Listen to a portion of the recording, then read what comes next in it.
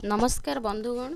आज आम एमती एक रहस्यमय विषय जानवाक जाऊँ जहाँ शुणिले हो पारे आपणक मनरे अनेक प्रश्न जन्म हेब।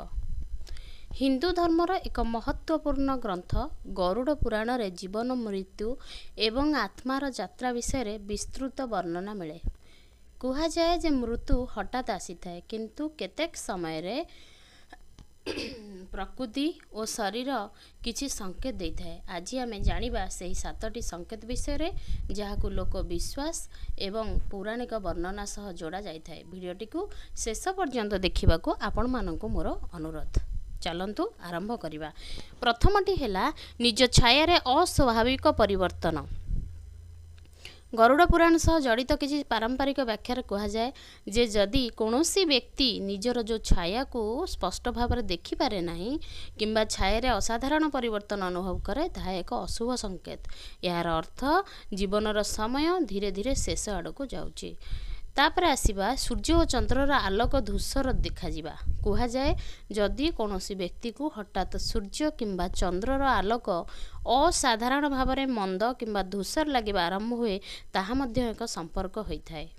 पौराणिक मत अनुसार यह आत्मार पृथ्वी सह संपर्क दुर्बल होतिबा प्रतीक बोली कह जाए। अजना स्वप्न बारंबार आसुथिबा बा आपण सोईचंदी बार बार अजना स्वप्न देखुचंदी, बारंबार नदी पार करचंदी, अंधकार रास्ता रे चलुचंदी, मृत पूर्वजन्म मानक स्वप्न देखिबाकु लागंती, यहाकु आध्यात्मिक संकेत भाव व्याख्या करा जाए। तेणु एपरि स्वप्न मनुष्य को निज कर्म और जीवनर मूल्य बुझिबा पई सचेतन करे।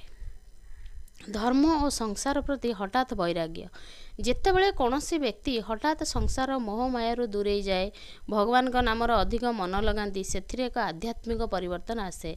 तेणु गरुड़ पुराण हिसाब रे शिक्षा ये जो शिक्षा अनुसार शेष समय रे आत्मा निजर प्रकृत गंतव्य प्रति आकर्षित होता है। आज्ञा शरीर तेज कमिज, हठात शरीर तेज कमी जाए, यथा आपणकर शरीर चमक कमिज, तेज ह्रास पाइब, दुर्बलता देखा केवल यह आध्यात्मिक नुहे आज्ञा शारीरिक अवस्था सह मध्य जड़ित हो पारे। अजना शब्द किछि उपस्थित अनुभव है। केते पौराणिक मत मिले जे मृत्यु पूर्व किछि लोक अजना ध्वनि शुणती, कहार उपस्थिति अनुभव करती, यह जमदूत आगमन सह जोड़ा जाए। जदिओ यह धार्मिक विश्वास विषय, तेणु समस्ते विश्वास करने उचित।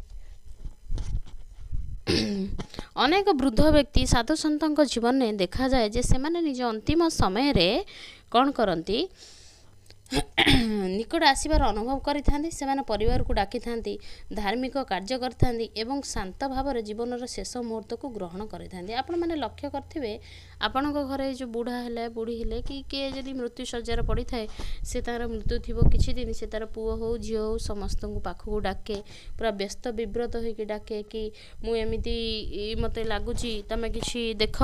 प्राय लोकंकर किछि पिला मौसुक भी करती, छोट छोट पिला को डाकी खाइबा दियंती, कहीं कहीं आमर भागवत पुराण किंबा नृसिंह पुराण भी बसाती। मृत्यु जी भी मरण शज्यार शोथे एमती बहुत पूजा पाठ करा जाए। तेणु ये सब जिनस किछि भूल नुहे आज्ञा, यह पुराण शास्त्र अनुसार यही सब जिनस को आम भी विश्वास करवा उचित।